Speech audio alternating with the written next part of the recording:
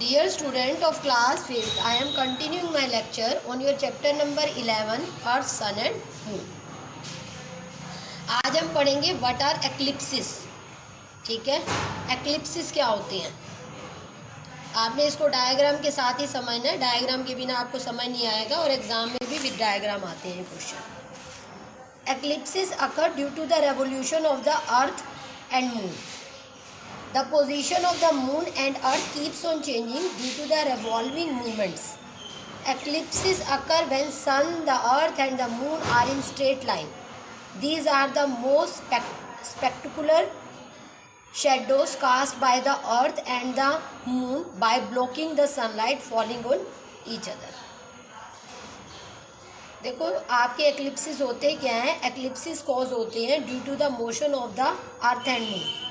अर्थ जो है वो सन के अराउंड रेवोल्यूशन कोज कर रहा है और मून अर्थ के अराउंड कोज कर रहा है, जिससे क्या हो रहा है, अर्थ और मून की पोजीशन जो है वो अपने मूवमेंट्स की वजह से रेगुलर चेंज होती है. अब जब ये सन, अर्थ और मून तीनों एक स्ट्रेट लाइन में आ जाते हैं तो ये एक दूसरे के ऊपर शेडो कास्ट करते हैं, जिससे क्या होता है, सन की लाइट जो होती है वो ब्लॉक होती है, ठीक है, और शेडोज बनती हैं, जिसकी वजह से ये हमारे एक्लिप्सिस फॉर्म होती है. A lunar eclipse. A lunar eclipse occurs when the earth comes in between sun and moon. Lunar eclipse कब बनता है, जब अर्थ जो है वो सन और मून के बीच में आ जाए. मैंने अभी बताया था ना, ये अर्थ और मून की पोजीशन रेगुलर चेंज हो रही है. अर्थ और मून की पोजीशन रेगुलर चेंज होने की वजह से जब ये तीनों एक स्ट्रेट लाइन में आ जाते हैं, ठीक है, और अर्थ आ जाए in between sun and moon, ठीक है, अर्थ की पोजीशन इस तरह से हो कि वो सन और मून के बीच में आ जाए. When the earth revolves around the sun, sometimes it comes between sun and moon. ठीक है, तो कई बार क्या होता है, अर्थ जो है वो सन और मून के बीच में पोजीशन ले लेता है, तो हमारा लूनर एक्लिप्स फॉर्म होता है. जैसे इस स्लाइड की फोटो के अंदर देखो, ठीक है, सन और मून के बीच में आपको अर्थ नजर आ रहा है, ठीक है. The shadow of the earth cast on moon. इस टाइम क्या हो रहा है, जो अर्थ की शेडो होगी वो मून के ऊपर आएगी. The part of the shadow that totally block the sunlight is called umbra. The other part that blocks only a part of the sunlight is called penumbra.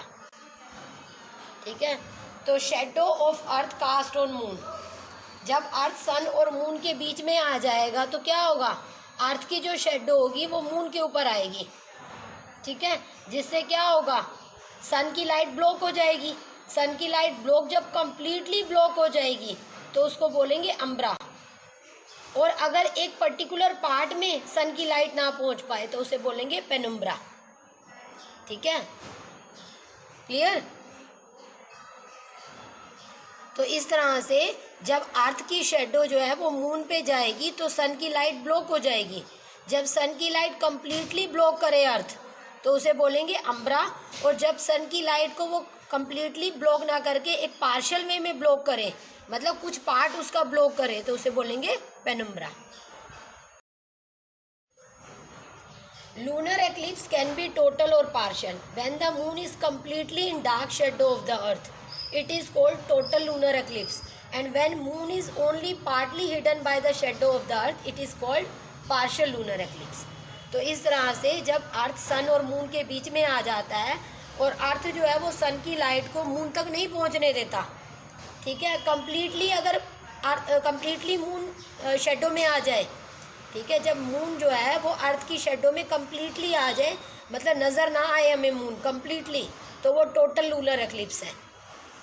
ठीक है, और अगर वो कुछ पार्ट नज़र आए उसका और कुछ पार्ट हिडन हो जाए, ठीक है, अर्थ जो है वो जो शेडो कास्ट कर रहा है वो शेडो कंप्लीटली मून के ऊपर ना आके उसके किसी कुछ पार्ट्स पे ही आए, ठीक है, पर्टिकुलर किसी पार्ट के ऊपर ही मून के ऊपर अर्थ की शेडो आए और मून का कुछ पार्ट हमें नज़र ना आए, तो उसे बोलेंगे partial lunar eclipse.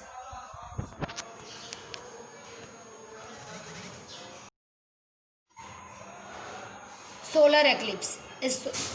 A solar eclipse occur when the moon comes in between sun and earth.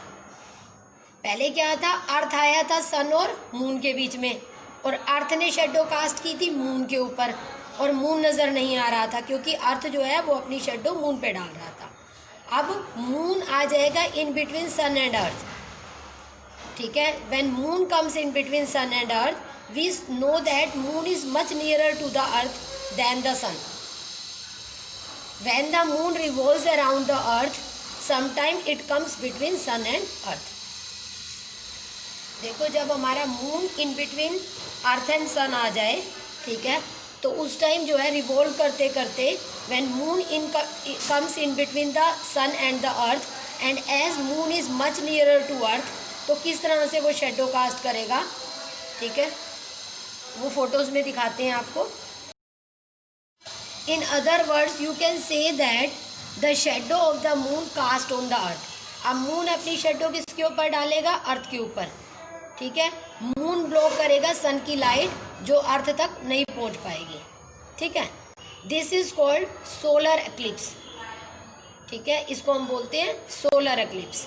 When sun is completely hidden by the moon it is called total solar eclipse, ठीक है। जब हमारा सन जो है वो कंप्लीटली हिडन हो जाएगा bye moon, ठीक है, मतलब सन जो है वो अर्थ के ऊपर नज़र नहीं आएगा, ठीक है, क्योंकि मून जो है वो अपनी शेडो डाल रहा है किसके ऊपर, अर्थ के ऊपर। सन इज कम्प्लीटली हिडन, अगर सन कम्प्लीटली हिडन हो जाए by moon then it is called total solar eclipse, तो इसको बोलते हैं टोटल सोलर एक्लिप्स। फोटो में देखो कि मून जो है वो सन और अर्थ के बीच में है, ठीक है, तो सन की लाइट को ब्लॉक करेगा मून, ठीक है, जिसकी वजह से सन जो है वो अर्थ के ऊपर नज़र नहीं आएगा। अगर कम्प्लीटली नज़र ना आए तो उसको टोटल सोलर एक्लिप्स बोलेंगे। When only a part of sun is hidden, और अगर सन का एक पर्टिकुलर पार्ट ही छुप जाए, नज़र ना आए अर्थ के ऊपर, then it is said to be partial solar eclipse. उस टाइम पार्शियल सोलर एक्लिप्स कहते हैं।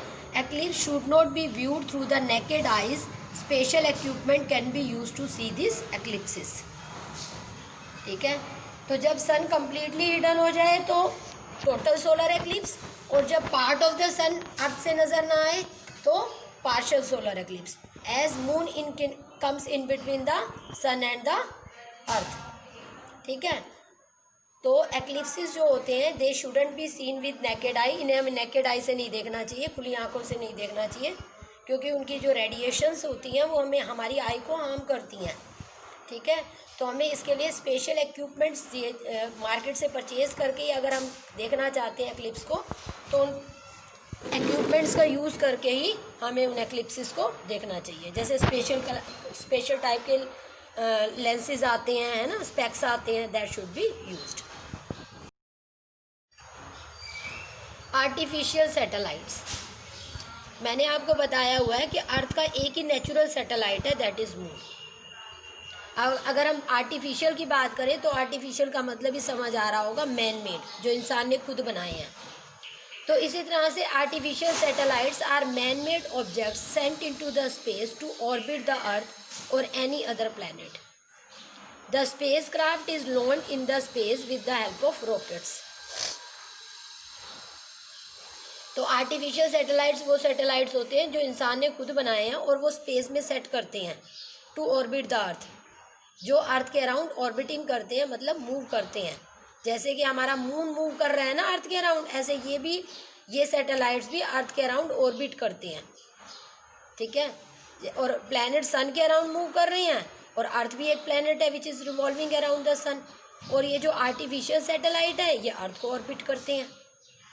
तो एक स्पेशल स्पेसक्राफ्ट लॉन्च किया जाता है ताकि रॉकेट्स की हेल्प से इनको स्पेस में सेट किया जा सके, ठीक है।